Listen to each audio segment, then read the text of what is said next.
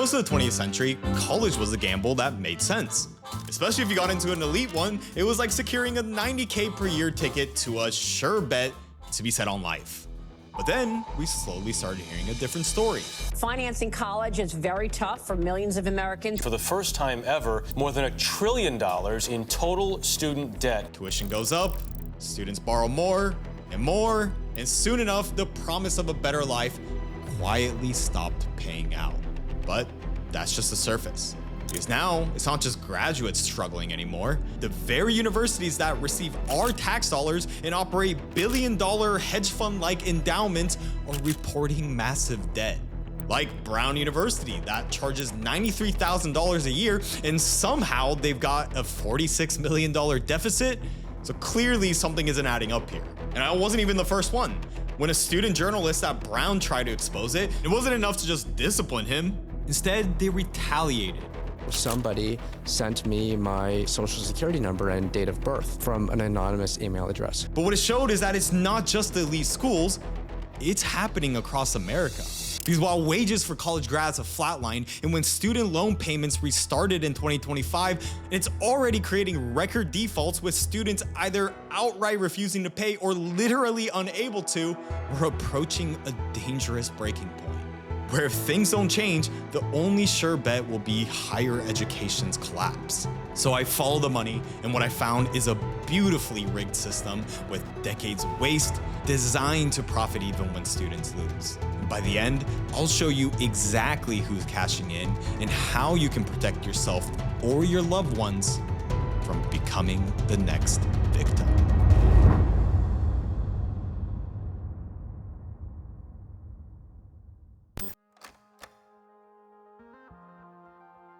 So to understand what's happening here in this higher education bubble that's forming, we first need to understand how college even went from this sure bet to make more money than your parents to now a high stakes gamble where the reward is a life of debt.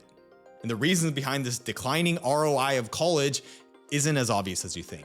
And you'll see what I mean when we start with an obvious, like how wages haven't kept up with the cost of living. But the thing is, it didn't just slowly stop growing year over year. It's more so like it fell off a cliff. As you can see here, the college wage premium has pretty much flatlined since 2000, where the median weekly pay for college grads went up just 5% until 2020. And the shrinking ROI of a degree also becomes a lot obvious when we look at the fact that the cost of college has gone insane, which we all know at this point, but what you may not know is how exactly we got here and why. Well, because they don't want you to know. From the 70s to 2000s, federal student loans expanded, making it so universities had zero incentive to keep costs down since they knew that students could always borrow more. But in 2005 is when Congress made it a lot worse. They passed a law making student loans nearly impossible to discharge in bankruptcy, so unlike things like credit cards, car loans, or even mortgages, student loans became debt that sticks with you forever. And once that law passed, it opened the door for colleges to never keep costs down because they can get away with charging whatever they wanted because students could just borrow it. But now with that extra money, guess what colleges today ended up spending that on? Of course, improving the education, right? No, they spent it on admins. From 2010 to 2018, spending on student services and administration has far paced spending on instruction, creating an administration blow that opens a window into just how much waste is being hidden across the American education system. But just how bad is it? So to find out, I decided to speak with Alex Shih, current founder of the Anti-Fraud Company and former student at Brown, and what he found may have blew open the lid on why students nationwide are going broke in the pursuit of their degrees. If you can kind of just start with, how does Brown, with a tuition of over $93K per year, end up having a $46 million deficit? That's a question that I was wondering myself when I first matriculated at Brown. It's so expensive, yet how do they have all of these financial difficulties? And I think the answer is that there are about 4,000 administrators at Brown. And to be clear, a lot of people don't know what administrators are in general. But to be clear, we're not talking about professors. We're talking about administrators who just do sort of paperwork about the university. So we're talking about deans and their secretaries and people who are in charge of ResLife, people who are in charge of DEI. And what really has tracked is that since the 90s, the number of administrators have ballooned disproportionately to the number of faculty or students. And so in the same time, the cost of tuition has ballooned as well. So curious into what exactly these 4,000 administrators were even doing on a day-to-day basis, Alex decided to look into it. And what he found was crazy. So sort of in the height of Doge, we decided to scrape Brown's website to understand all of their titles and anything that was available on the website that described what they did. But we determined that that wasn't particularly helpful because there was just a lot of jargony language. So we also sent out a request for comment, an email to all the administrators to get a better understanding of what their day-to-day tasks are. And so it really is a question of efficiency and who's doing critical things, who is extraneous. And then how did they respond to these emails? So the school told people not to respond to our request for comment.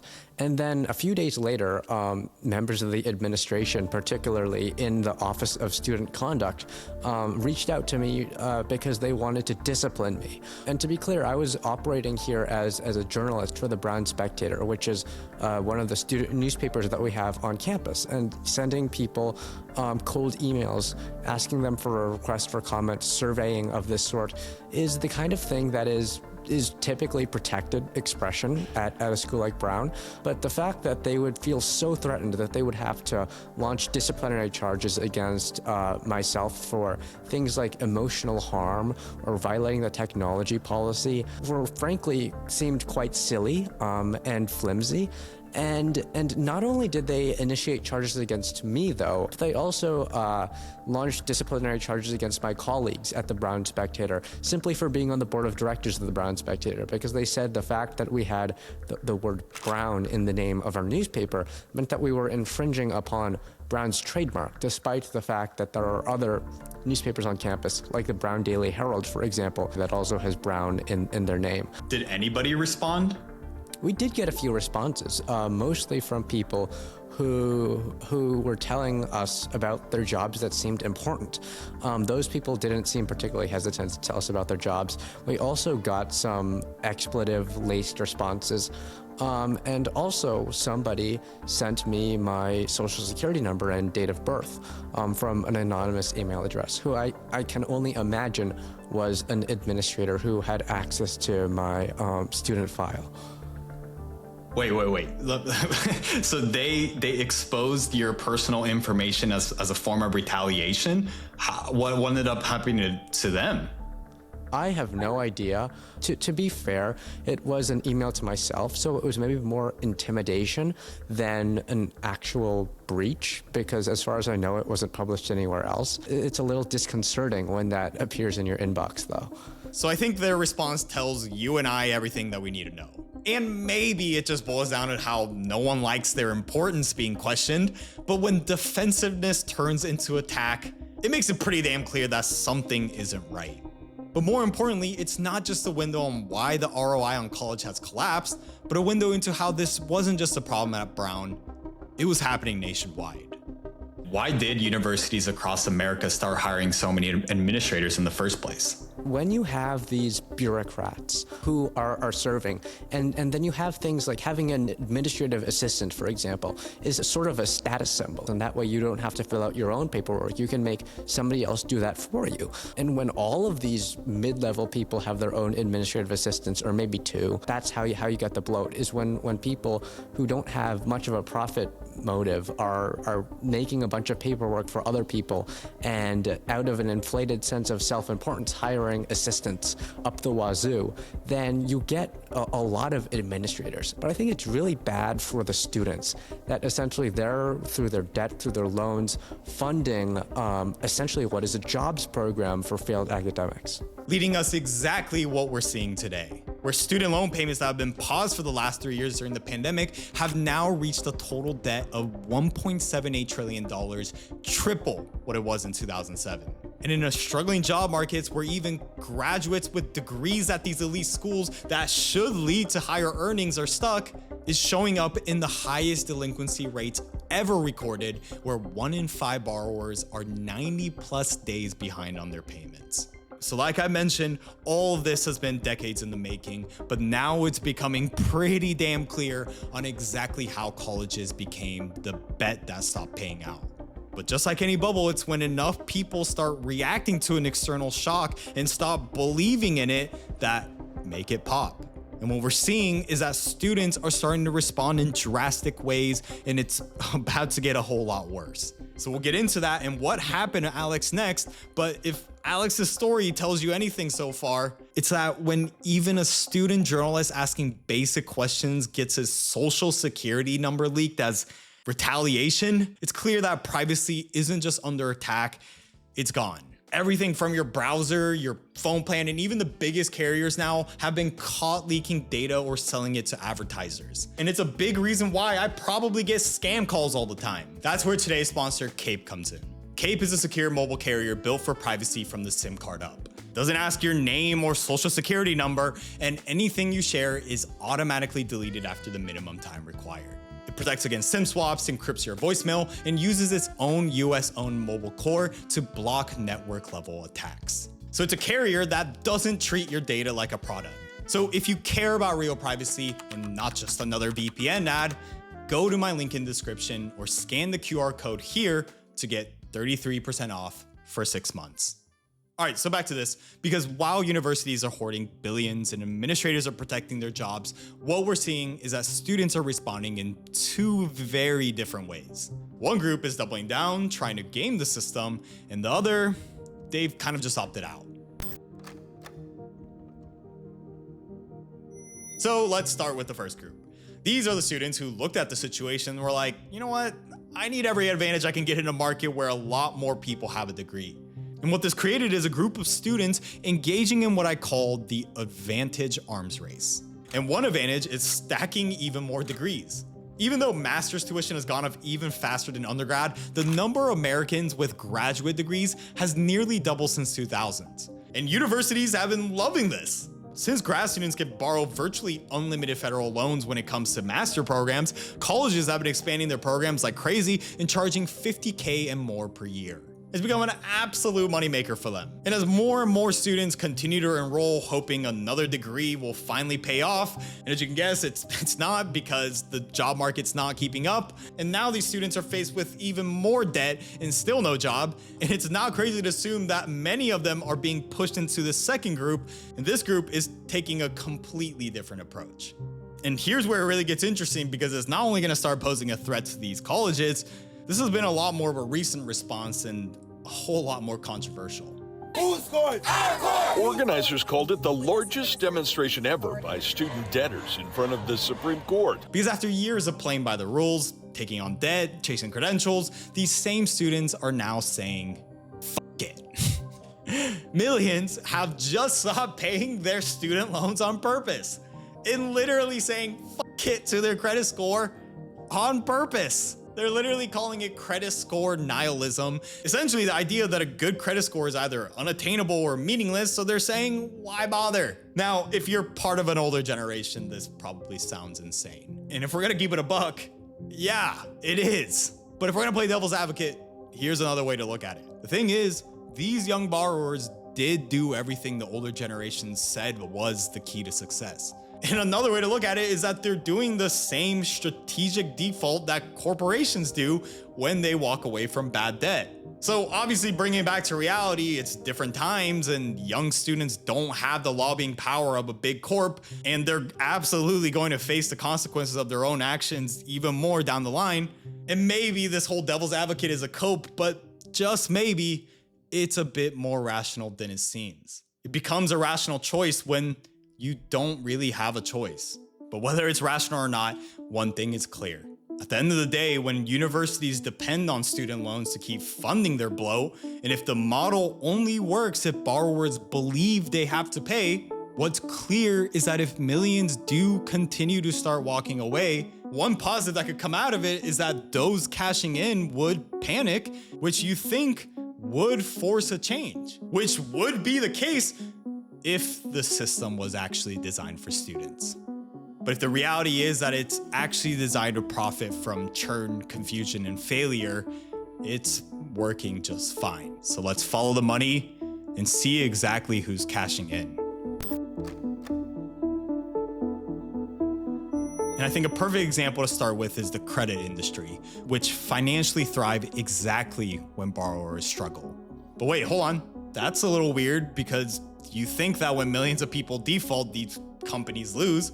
After all, banks prefer lending to people with good credit scores. Full disclosure, my credit score is currently a little... No, it doesn't matter. As long as you have a job, arms and a leg, the system will approve you.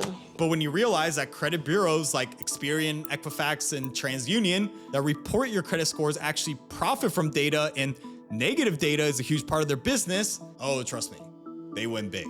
And here's how it works. Every time someone misses a payment or defaults, it gets reported to these bureaus.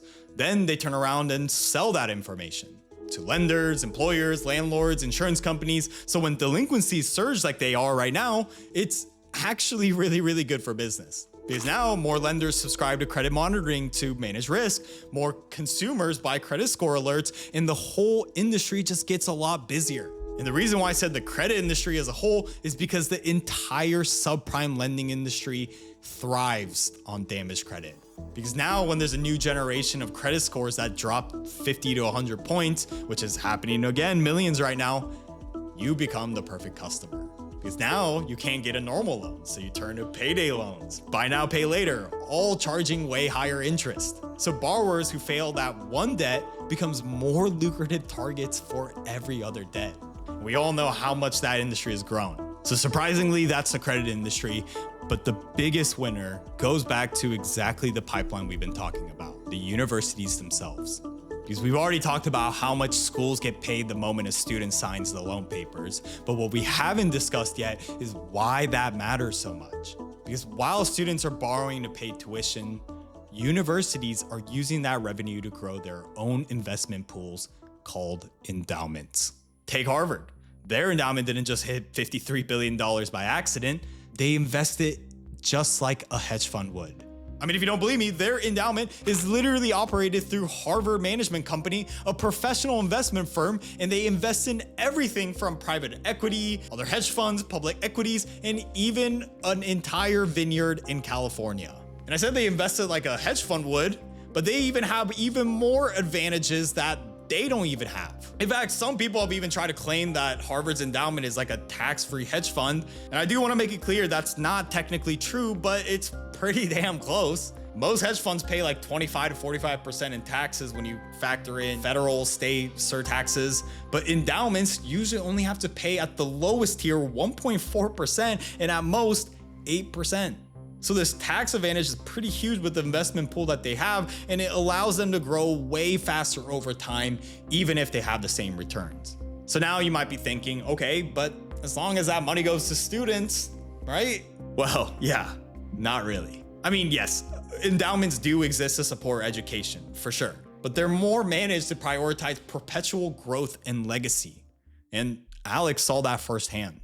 So what ended up happening after you blew this all up? I started talking with a group, the Foundation for Individual Rights and Expression, or FIRE, and they're a big campus free speech groups, and they defended me as well. They wrote a bunch of letters to the administration, and they also did a bunch of outreach to reporters. And so this really garnered a lot of visibility and sympathy for my cause. And eventually I was invited to testify before the House Judiciary Committee in a congressional hearing in June, where they were concerned with a lot of these similar concerns about antitrust violations in the Ivy League. And one of the points of this hearing was highlighting that in 2022, there was a lawsuit filed against a bunch of Ivy League schools, including Brown. It was called Henry versus Brown University, and it essentially alleged that these schools were engaging in price fixing with each other. So even for the kids who were on financial aid, the schools were behind their backs colluding with their financial aid offers so that the offers would be as stingy as possible, so the students on financial aid would have to pay as much as possible. And these schools ended up settling for tens of millions of dollars, which I think indicates that there at least was some sort of malfeasance going on, that they felt the need to pay up to make it go away. So even if an endowment technically exists to stabilize budgets during recessions or fund research, its real job is to make the university permanent, not affordable. And when you consider that most endowments like Harvard's is 80% donor restricted, meaning it's legally tied to specific purposes that the donor outlines, like named professorships, research labs, specific departments, weird ass statutes. So what's important to know is that even if Brown or Harvard and these admins wanted to use it to lower tuition, they mostly can't unless donors allowed it. The record shows most of them don't. So when credit bureaus make money from your failures, which then opens door for lenders to charge you more when you're desperate, and universities still get paid up front and face zero risk while growing their multi-billion-dollar endowments, it's a system designed to win even when students lose. But even with all these obvious cracks in the higher education industry right now, there might be hope. Because the thing about systems designed to profit from failure is that they only work if people keep playing. Again, I'm not saying to stop paying your student loans, but what I'm saying is that when enough people stop believing that a degree is worth it in the first place, the whole system would eventually have to change or it will collapse. And the thing is, that process may have already started in surprising ways.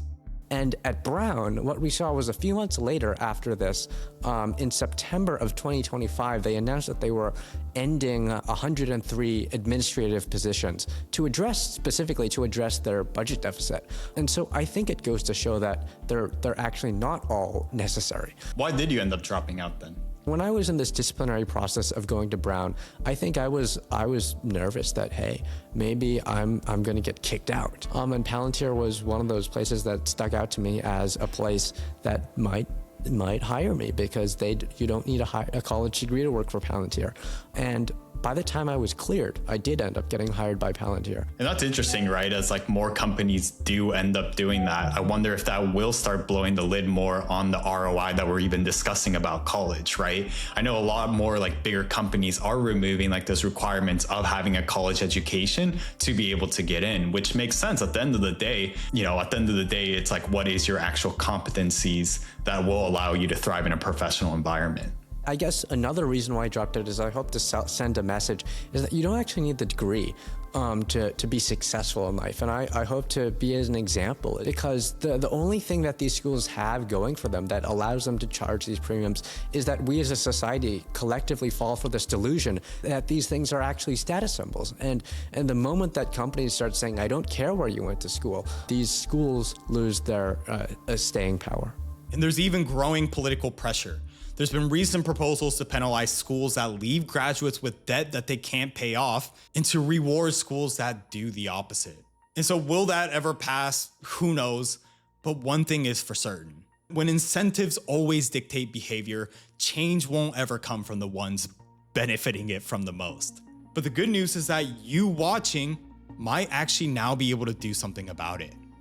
What are you hoping to accomplish with your anti-fraud company that you've now started, which you call the Private Sector Doge? So I guess one thing that I noticed, one takeaway among other things, is that the US government isn't necessarily able to keep track of everywhere that its money is going and what it's being spent on, including the universities, which, by the way, get a lot of funds from taxpayers. There's a lot of fraud out there. I mean, this is something that has increased with salience with the daycares in Minnesota that might have not been real because those supposedly received funding from the state of Minnesota and from Medicaid. And so it turns out that there actually is this pre-existing statute on the books called the False Claims Act, which has a provision called the qui tam provision, which means that you, as a private company or a private citizen, can sue any entity that is defrauding the United States government. You file a lawsuit against them. If you win it, you get most of it. Obviously, goes back to the government to reimburse them for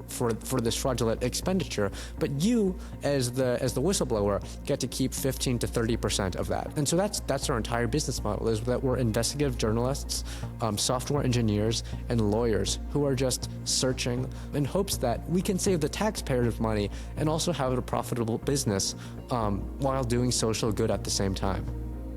I have a feeling that there's probably massive fraud that's going on right now within the education funding then, right? Well, I mean, I can't talk too much about our ongoing investigations, but anywhere that the government spends a lot of money, the incentives are to lie or to fudge the numbers. And so I think you're onto something when you say that there might be some fraud going on.